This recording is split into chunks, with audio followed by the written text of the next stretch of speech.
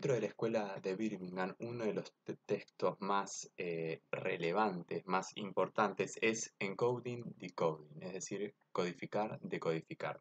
Un texto que se publicó en 1973 dentro de una revista que trataba sobre la complejidad, ¿no?, de el medio de comunicación llamado televisión, un medio que nosotros conocemos bastante, pero que bueno, que en aquel contexto seguía siendo una novedad para el estudio desde la academia.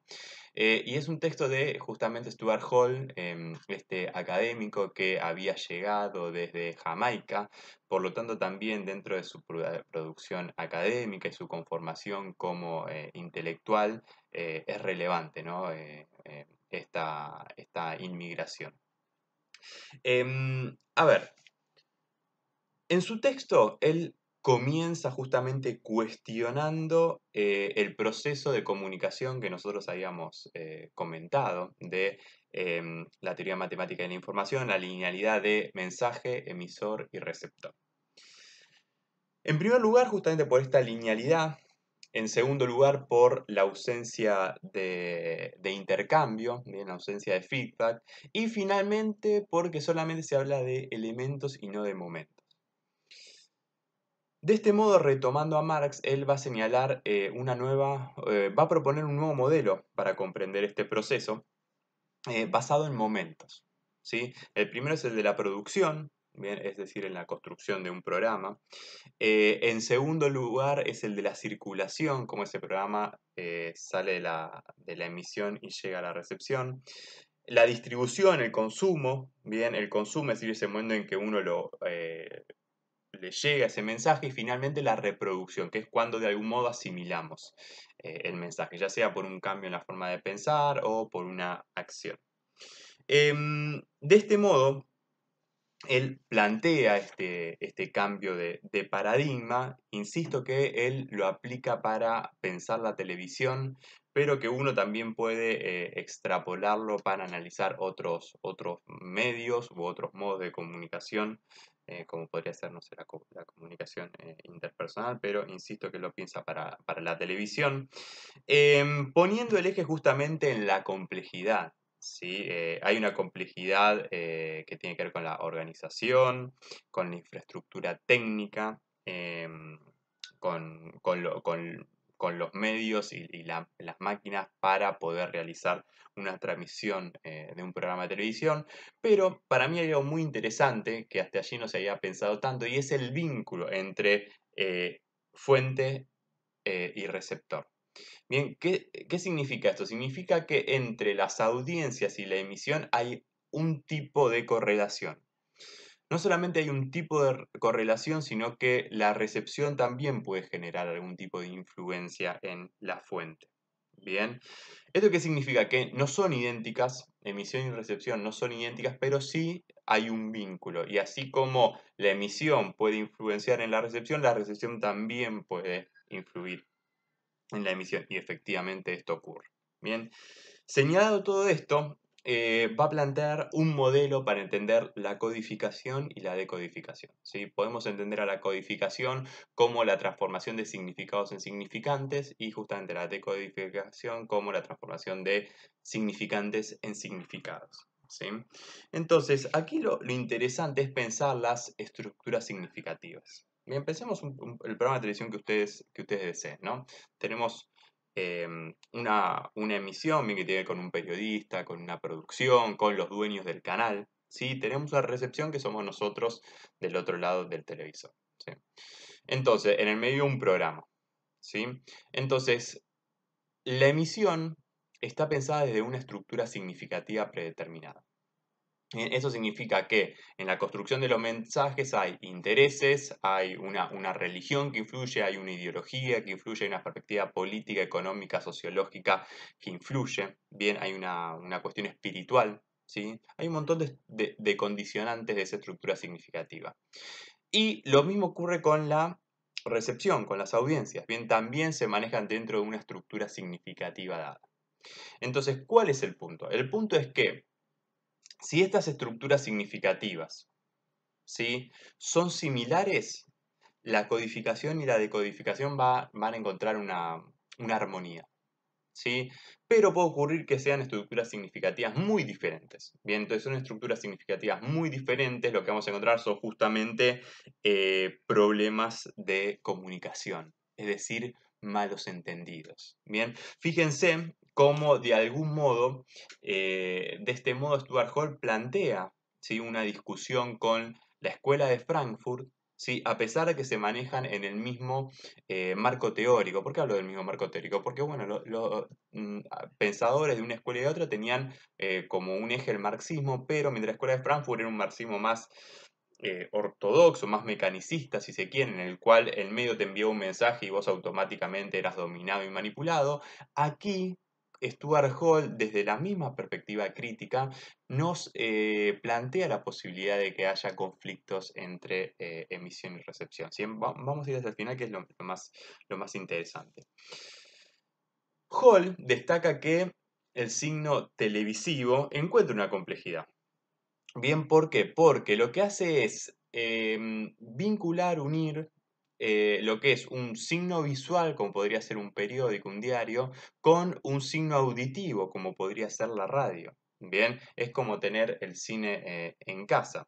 Entonces, digo, esta complejidad es la que le da a la televisión una mayor eh, sensación de realidad, ¿sí? Una mayor sensación de realidad, y es el que produce justamente un estímulo, una influencia más potente, ¿no? Él dice, bueno, lo que hace la televisión es pasar,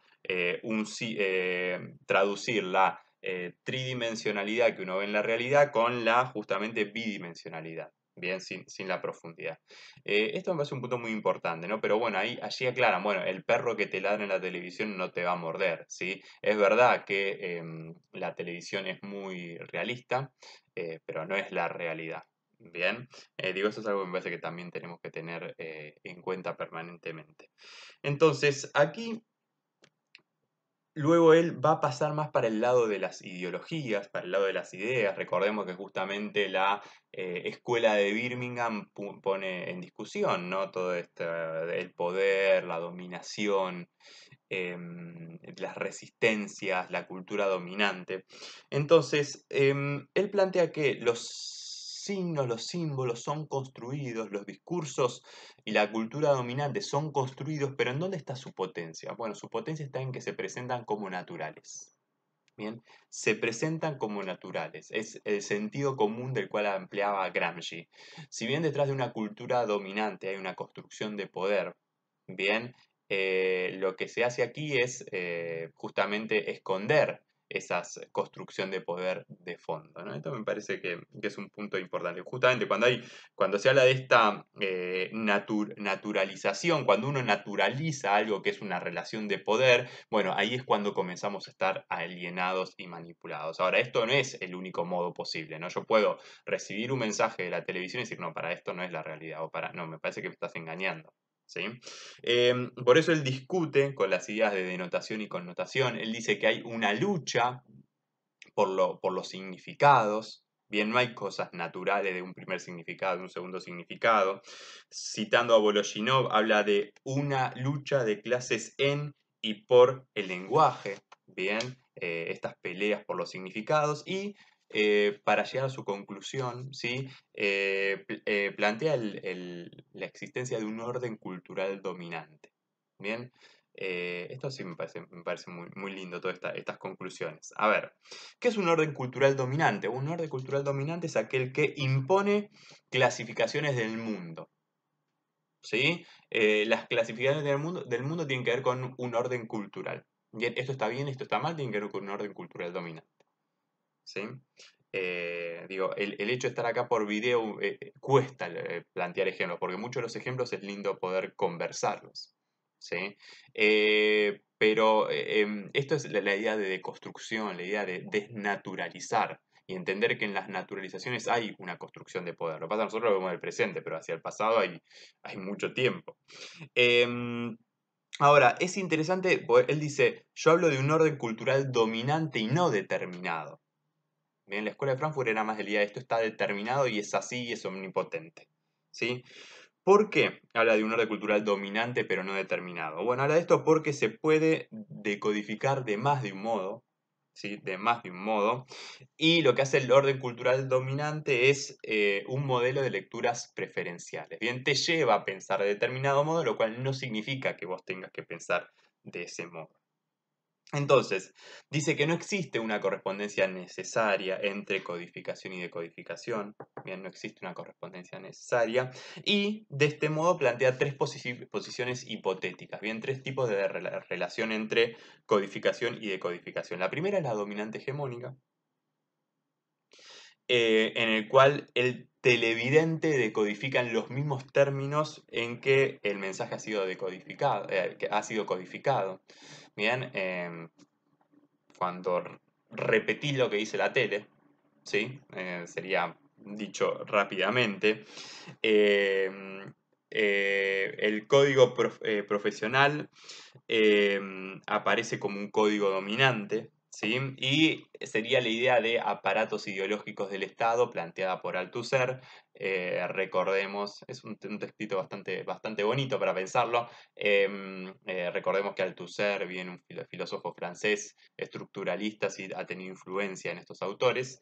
En segundo lugar, tenemos el código de oposición, bien cuando decodificamos de modo completamente contrario al mensaje televisivo, bien cuando veo la pantalla me enojo y digo, no, la verdad no coincido en nada, ¿sí? O no lo digo y lo pienso bien, o me lleno de bronca escuchando diciendo cómo mienten así descaradamente, ¿sí? Y en tercer lugar, bien, hay un otro punto en el cual tiene que ver con la negociación, ¿sí? En el código negociado hay puntos que adaptamos y puntos a los cuales nos oponemos y que rechazamos, ¿sí? Entonces, se aprovecha de cierta legitimidad del orden cultural dominante, bien lo tomo para argumentar mis posiciones, y hay otras que yo las rechazo y las refuto, ¿sí? Entonces, fíjense qué interesante, porque mientras la escuela de Frankfurt nos habla de una omnipotencia y de una manipulación, de una alienación y de una dominación, acá lo que hace Stuart Hall es hablar de un orden cultural dominante que intenta llevarnos a pensar de determinado modo y a decodificar los mensajes de determinado modo y tener ciertas lecturas sobre la realidad. Bien, ahora, aquí tenemos tres opciones y a mí me parece que la explicación de Stuart Hall es la que más sintoniza con la realidad desde mi mirada. Bien, ¿por qué? Porque efectivamente hay gente que se para enfrente de la televisión y repite, ¿sí? Pero también nos encontramos con personas que se paran enfrente de la televisión y no coinciden y se enojan con la pantalla. Y encontramos una tercera opción en la cual hay ciertas cosas que tomamos, ciertas cosas que rechazamos y cierta información que decimos, oh, esto es valioso, lo voy a tomar, lo voy a incorporar, lo voy a memorizar. Y hay otras cosas con las cuales no coincidimos y vemos de fondo una lectura y un posicionamiento hegemónico dominante. Bien, fíjense también cómo se ve el traspaso de la mirada de un marxismo más ortodoxo, bien, más mecanicista, a una mirada de un marxismo más heterodoxo que redimensiona bien la potencia y la estructura económica vinculada con las ideas de Antonio Gramsci. Estimados, estimadas, espero les haya sido de utilidad, les envío un cordial saludo.